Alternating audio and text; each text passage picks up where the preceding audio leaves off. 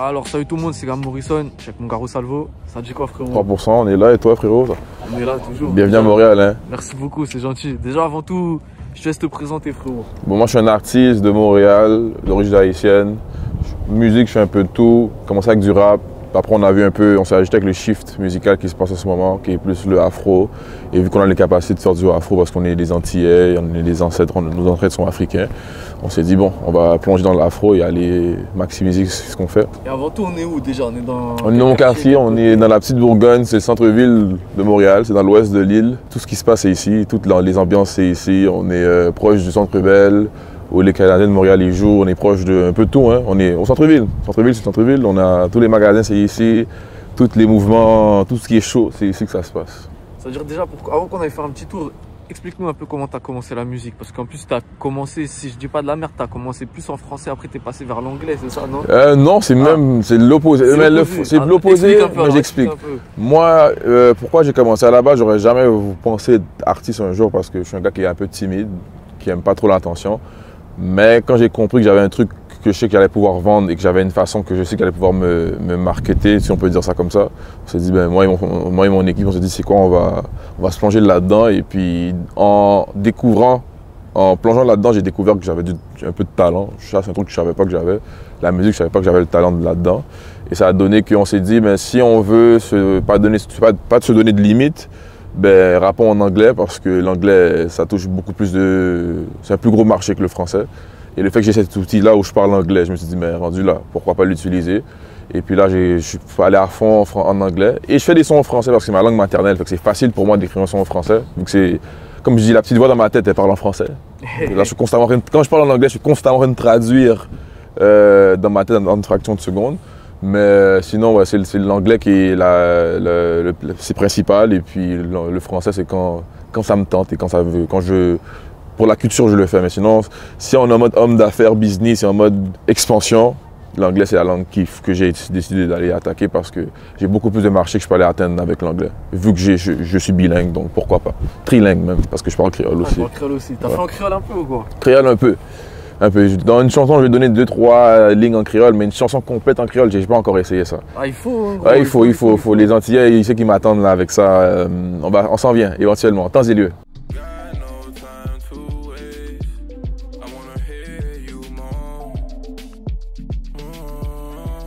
Ah, j'ai des gros gars à vous présenter. Ça, c'est mes deux frérots, c'est mes âmes sœurs.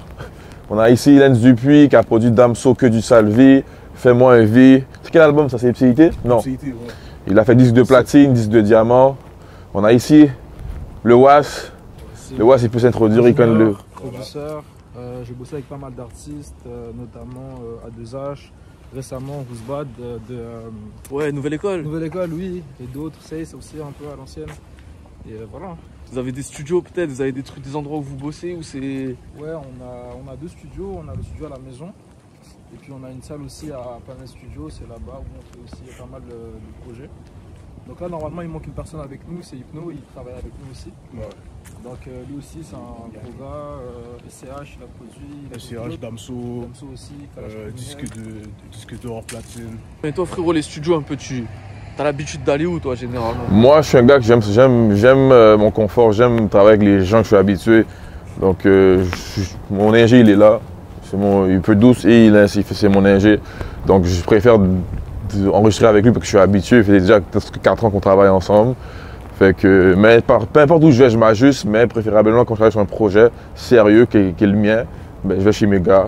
On fait des maquettes chez lui. Et après, on va dans un studio un peu plus professionnel, un peu plus gros, avec un meilleur équipement pour vraiment finaliser et un peu tourner la qualité, monter la qualité. Mais sinon, je suis toujours avec mes gars. Moi, je suis un gars, j'aime ça travailler avec les gars que je connais, avec les gars avec qui je fais confiance. Et puis, c'est ça. Bon, sinon, on est dans ton quartier d'enfance un peu. C'est yes. Là que t'as passé du temps. Explique un petit peu quelle période t'as été là. Explique même ton parcours. Explique un peu tout. T'es arrivé quand? Je suis arrivé ici, là, en 2023. On est en novembre 2023. Je suis arrivé ici en mars 2000. J'habitais à Côte-des-Neiges avant. J'ai fait de 0 à 7 ans, 6 ans à Côte-des-Neiges. Là, après, ma mère elle a besoin d'un plus gros logement parce qu'on est plusieurs à la maison, on est 6 enfants. On a trouvé un plus grand appart ici, on a aménagé ici en 2000. Et puis, c'est ici que j'ai eu mes premières blondes. C'est ici que j'ai eu ma première bataille. C'est ici que j'ai entendu ma première fusillade. C'est pas drôle, mais bon. Beaucoup de choses, j'ai appris beaucoup de choses ici. C'est ici que j'ai appris l'anglais, entre autres. C'est ici que j'ai appris à tomber. Je suis tombé en amour avec le basket et le hockey. Le hockey, c'est mon sport préféré. C'est un peu drôle, mais le hockey, c'est mon sport préféré. Devant chez moi, il y avait une patinoire. On va aller voir après la patinoire après. Et c'est là que j'ai appris à patiner. C'est là que j'ai appris à jouer au hockey. Et tous les enfants du quartier, noirs comme blancs, comme arabes, ont joué au hockey parce que c'est ce qu'il y avait et c'est ce qui était disponible pour nous à ce moment-là. Et j'ai joué au soccer aussi, ici. Tous les sports que tu veux. Je pense que j'ai grandi dans un quartier qui aimait faire du sport, jouer à plein de choses. Donc on jouait à tout, on faisait tout. Il n'y avait pas de limite. Et ma bicyclette, c'était ma voiture. Il n'y avait pas de limite. J'allais où je veux, quand je veux. Ben, j'avais des limites, j'avais des frontières. Ma mère me donnait des frontières, j'ai quand même 8-9 ans, je ne peux pas aller n'importe où. Mais le périmètre qu'on m'a donné, c'était assez pour vraiment découvrir puis élargir mes horizons. Et puis c'est ça. Hein. C'est-à-dire que tu m'as dit c'est ici que tu as appris l'anglais. C'est ici que j'ai appris l'anglais. Premièrement, de ce que j'ai compris, il y a des parties de Montréal un peu plus anglophones que d'autres. Comme ici. Ouais. Ici. Le centre-ville, il est beaucoup plus anglophone que francophone. Plus tu vas vers l'ouest, il est anglophone et plus tu vas vers l'est, c'est francophone. Et souvent, ce que je dis, c'est que Montréal, c'est le centre-ville du Canada. Pourquoi? Parce que la langue française et la langue anglaise se séparent ici. Parce que si tu connais bien ta géographie du Canada, Montréal vers l'ouest jusqu'en Colombie-Britannique, jusqu'à Vancouver, tout le monde parle anglais. Et si tu vas à Montréal vers l'est jusqu'à Québec, tout le monde parle français. C'est vraiment à Montréal que il y a la séparation se crée entre l'anglais et le français. C'est pour ça que beaucoup de gens de Montréal sont bilingues. Parce que c'est là le centre du Canada. C'est quoi qui t'a fait que tu voulais vraiment faire la musique en anglais aussi? C'est ça. C'est quoi ton rapport avec la langue anglaise? C'est vraiment purement économique. C'est vraiment, je me suis dit, si je parle bien anglais, je suis capable de me débrouiller assez bien en anglais, pourquoi pas l'exploiter, la langue anglaise? J'ai plus de gens à les toucher, j'ai plus de marchés à aller atteindre, donc plus d'argent à faire, plus d'influence et plus de contact avec les gens, parce que j'ai un plus gros marché encore une fois à aller toucher. Et m'exporter sera beaucoup plus facile. J'ai les États-Unis qui sont au sud de la frontière, c'est nos voisins du sud. J'ai Londres qui est un endroit qu'on peut aller toucher. J'ai l'Afrique, j'ai trop d'endroits que les gens parlent anglais, donc qui vont comprendre ma musique forcément. Donc je me suis dit pourquoi pas. On est de quel côté du quartier, frérot, là? Là, on vient d'arriver dans le quartier. Ça, c'est là j'ai grandi, là. J'ai habité là pendant 12 ans. Le building là, rouge là. On appelait ça les maisons bleues, mais là ils ont peinturé en brun. Là, c'est les châteaux bleus. Ils ont peinturé en brun. Donc là, c'est rendu brun. Ça, c'est une garderie. Ma bibliothèque, elle est là. La pataugeoire, elle est ici. Quand t'as pas encore l'âge pour aller dans la piscine, on t'amène jouer ici. La fameuse patinoire où je vous parlais, où j'ai appris à jouer au hockey, à patiner, c'est là. À chaque année, ils la construisent, ils la refont. Depuis que je suis là. Elle est toujours là. À chaque novembre, elle est là. La semaine prochaine, ils vont sûrement arroser, ça va geler, et puis allez hop, on patine. Ça, c'est le CEDA. C'est comme un centre communautaire, / plein de choses. Il y a une garderie dedans, plein de trucs pour la communauté se font là-bas. Il y a une fois, on a volé ma bicyclette, que j'aimais tant. Ma bicyclette, c'est comme ma voiture. On me l'a volée une fois, j'ai failli me tirer une balle parce que bon, ma bicyclette, je vais faire quoi sans bicyclette? Là, un beau jour, je pense que ma mère elle m'envoie faire l'épicerie. On va aller chercher du lait à l'épicerie. Et je vois ma bicyclette avec des gars là dans le quartier, ici là. Là, je vais voir mon beau-père, j'ai vu la bicyclette. On est retourné, on a été voir le gars. Je lui ai montré des trucs là, des trucs que j'avais cassés ou même des graphines qu'il y avait sur mon vélo, que c'est comme, c'est moi, c'est à moi ça. Et finalement, il me l'a rendu, je suis parti avec et ma bicyclette. J'avais une question, frérot. Yes. Comme tu as dit, il y a le terrain de hockey ici.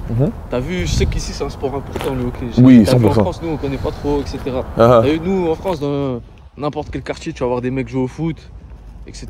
Est-ce que ici, dans la plupart des quartiers de Montréal, tu peux trouver des jeunes qui jouent au hockey, qui s'intéressent au hockey? Normalement, tous les parcs à Montréal, qui sont assez grands, qui ont un terrain de baseball, normalement ont une patinoire. C'est un truc que je pense que forcément quand tu l'as devant chez toi, tu veux aller découvrir, tu vas peut-être faire tes parents t'acheter des patins juste parce que tu veux aller voir c'est quoi être sur de la glace. Mais c'est pas bon, faut que tu aies un peu d'intérêt aussi envers le hockey pour vouloir. Fait que forcément, si tu as un peu d'intérêt, tu vas finir par vouloir jouer au hockey parce que l'hiver, c'est ça qu'on fait. Hein. Et c'est le sport de la ville, c'est le sport du pays même. C'est notre sport national. Fait que forcément. Enfin, frérot, ouais. Il y a eu des clips un petit peu dans ce quartier-là ou quoi? Non, non, franchement, j'ai aucun. You go, bro? Hey, I'm right here, bro. Hey. Ah ouais, tiens, justement, ça parle plus quoi? Anglais ou français ici dans ce quartier? Anglais. Anglais, hein? Regarde, il y a lui qui vient de parler en anglais, ici tout le monde parle anglais. Mais tout le monde parle assez bien français aussi, fait qu'on peut se parler. C'est moins pire que plus tu vas dans l'ouest, plus tu es profond dans l'ouest, plus c'est anglophone. Okay, ici on est encore un peu proche de l'est, on est au milieu presque. Centre-ville, on est au milieu.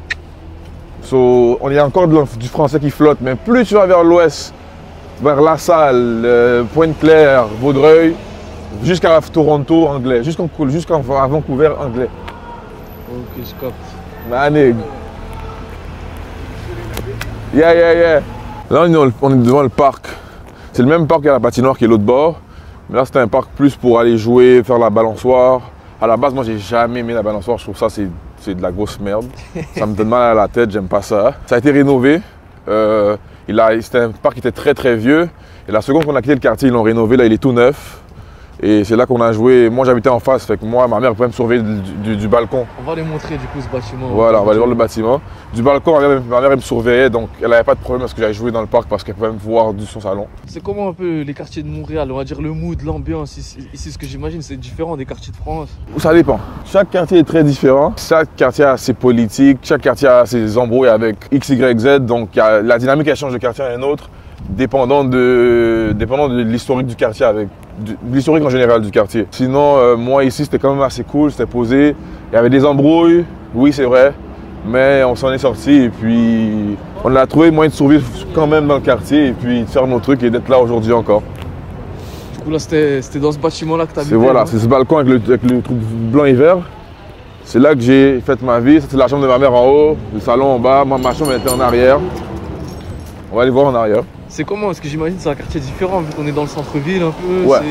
Ça doit être différent des quartiers un peu plus éloignés. Oui, parce que c'est plus touristique, il y a beaucoup d'actions. Il y a énormément d'actions parce que les touristes, quand ils viennent à Montréal, ils passent par ici. Forcément, c'est là le centre-ville.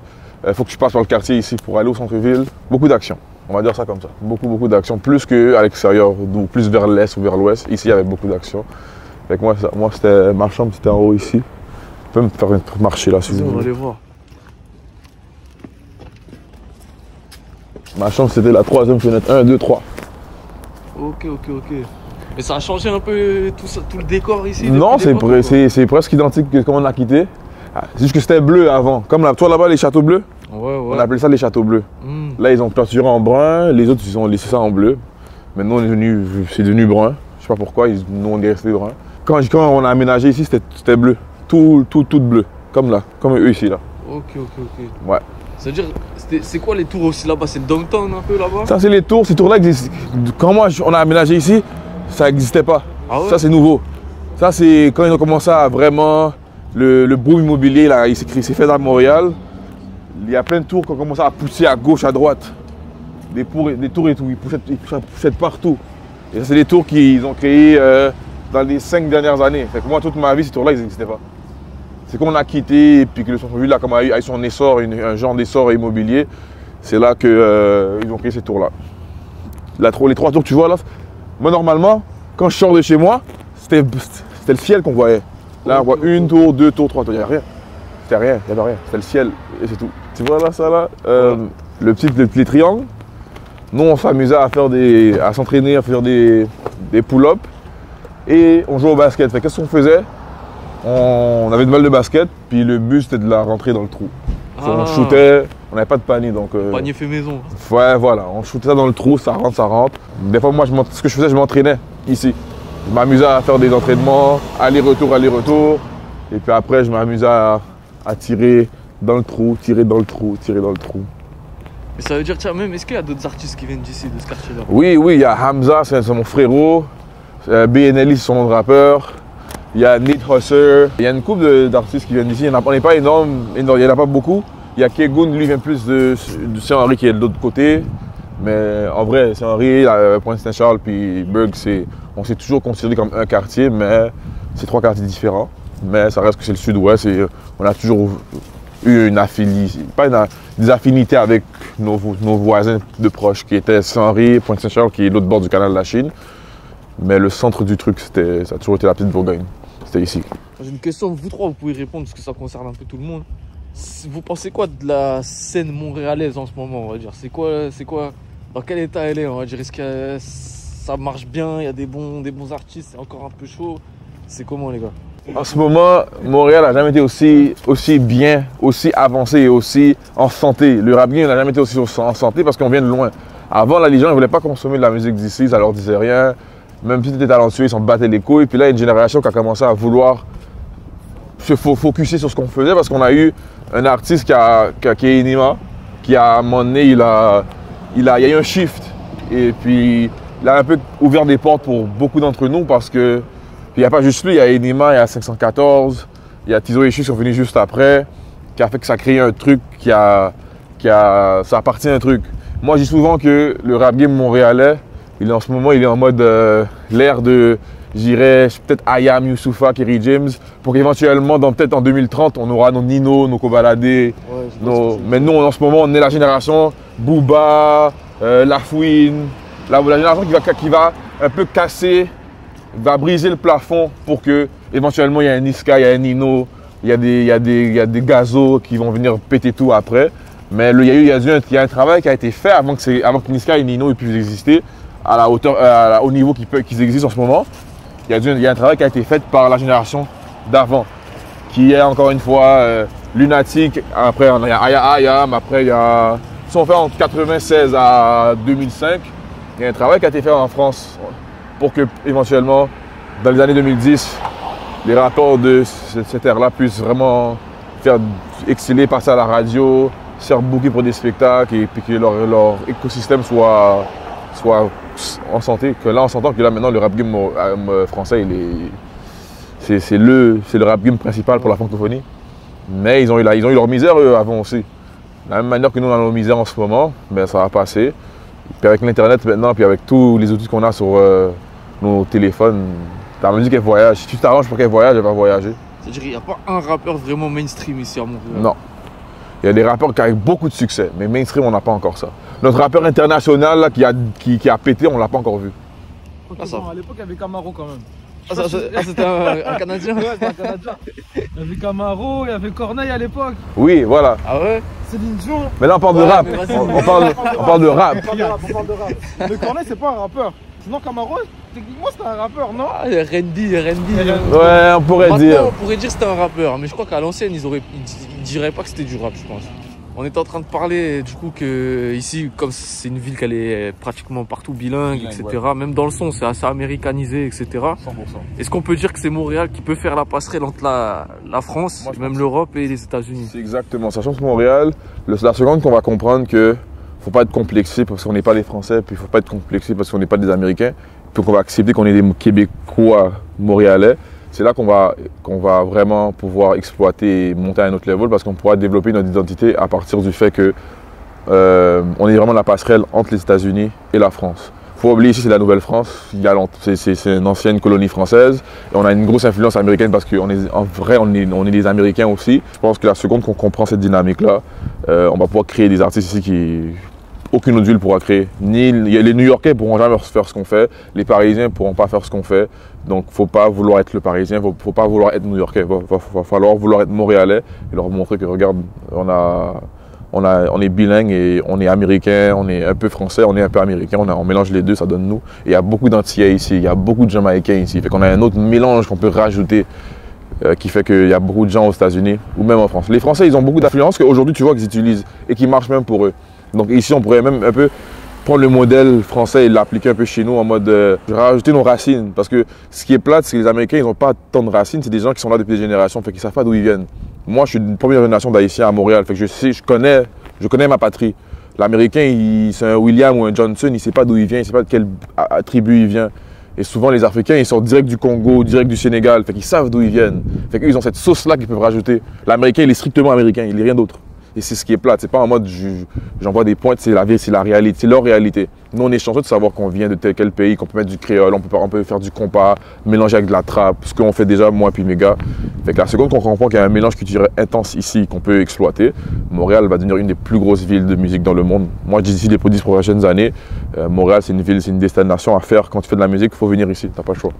Toronto, en ce moment, c'est cool, mais Montréal, c'est là que ça se passe pour de vrai, parce que Montréal, on a une sauce que je pense que c'est dur à trouver à travers la planète. Est-ce que tu trouves qu'il y a une identité montréalaise dans la musique? Pas encore. Un truc que tu te dis, ça, c'est montréalais, tu vois? Pas encore, mais je pense que ce qui va être cool, l'aile qu'on va devoir créer, c'est avoir une panoplie de rappeurs bilingues, parfaitement bilingues. Comme si, faut que quand tu vas dans le monde, tu vis de Montréal, tu te dis, toi, t'es un rappeur bilingue. Si tu es un artiste de Montréal, tu te dis, t'es un rappeur bilingue forcément. Parce que moi, je pense que c'est là qu'on peut commencer à se créer une identité. Parce que musicalement, on l'a pas encore créé. Je ne peux pas écouter un son et dire, ouais, ça vient de Montréal, pas encore. Mais je pense qu'avec le temps, à force de faire les mélanges qu'on va faire, ça va créer une identité.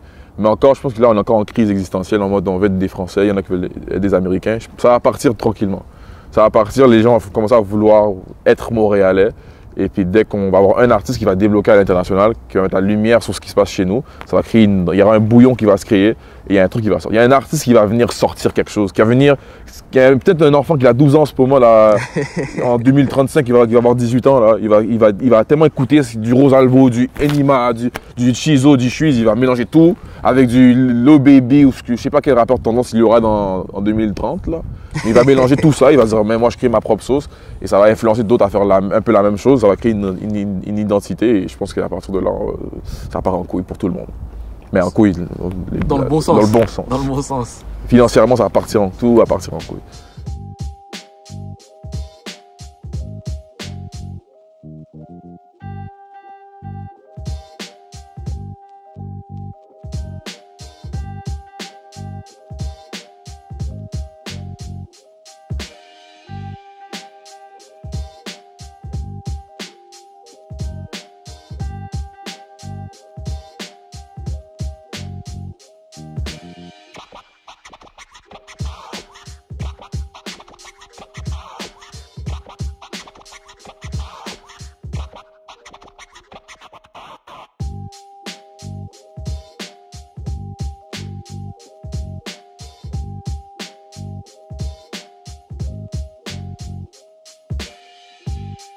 On est à Westmount, au Belvedere. C'est un côté de la montagne, comme je t'ai expliqué. Là, on a la vue du centre-ville. Montre-nous un peu, tiens, on voit quoi, quel endroit? Là, on a le mille de la Gauchetière. C'est un grand building avec le toit, il est fait en genre maison. Il y a tous les gros gratte-ciel du centre-ville, on les voit à partir d'ici.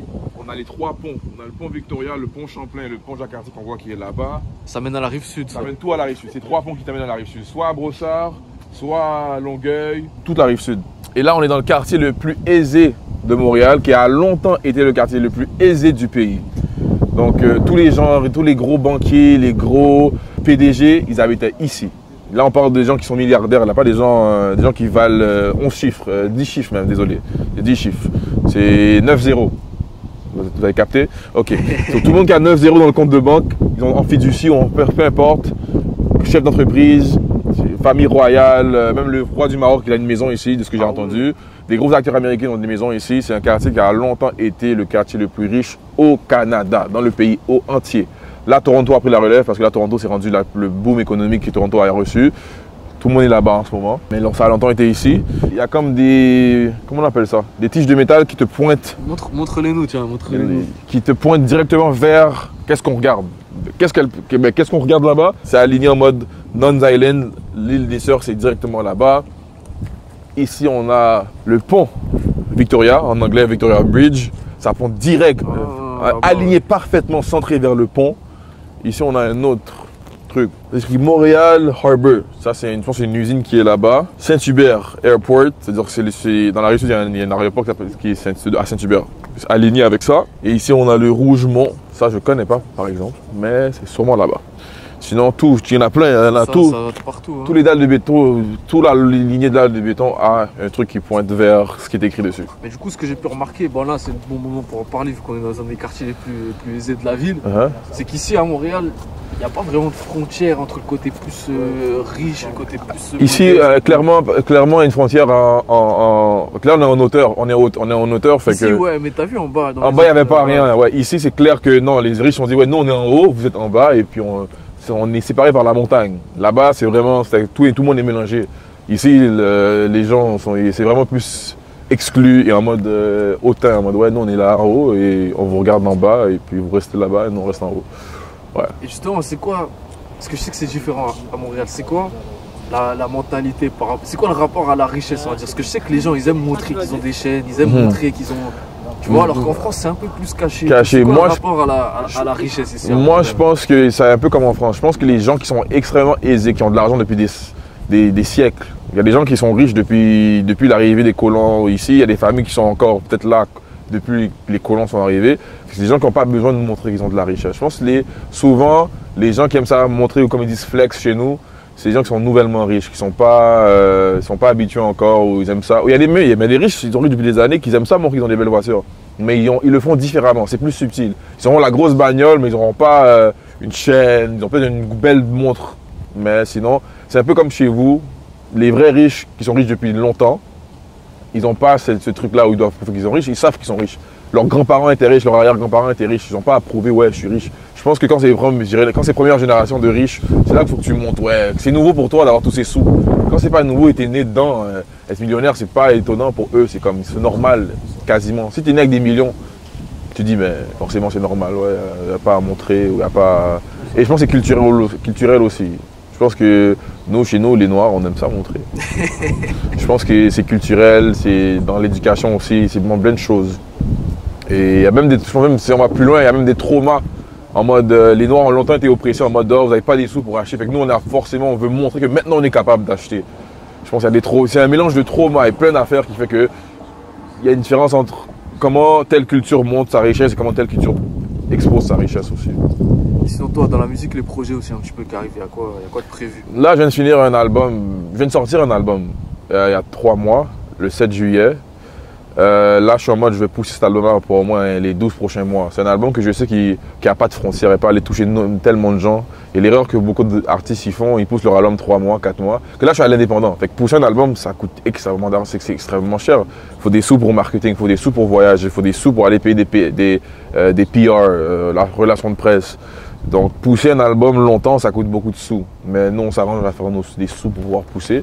Mais l'erreur que beaucoup d'artistes font, c'est de pousser un album 2-3 mois, après ils arrêtent. Moi, j'ai un album que je sais que ça fait même qu'il explose, il me rend riche dans 2 ans, 3 ans. Faut pas arrêter de le pousser. Mais là, en ce moment, je travaille sur un projet de trap parce que c'est ça que j'aime faire. C'est un peu pour le fun, je le fais.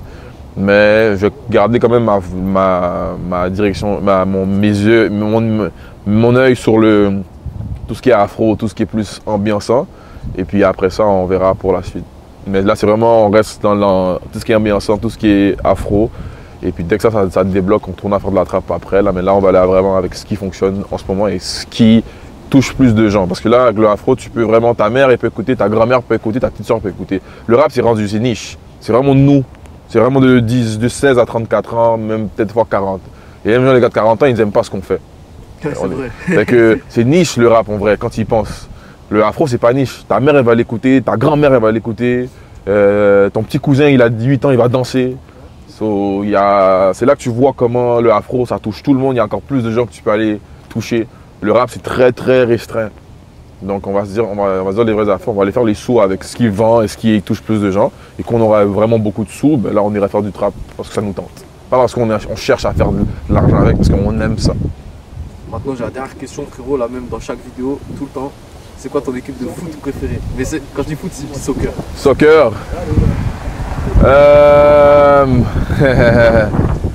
Je te dirais que j'ai longtemps aimé le Barça.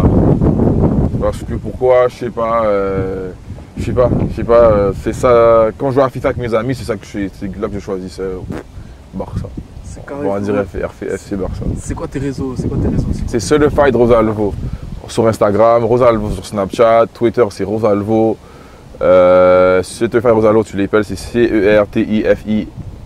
Rosalvo c'est ROSALVO. Et puis tout ce que tu veux comme musique, on le fait ici. Va écouter, tu vas trouver un truc que tu vas aimer, garanti. C'est carré, comme on dit chez vous, respect. Respect frérot. Merci frérot, c'était un plaisir. Merci à toi frérot. That's it.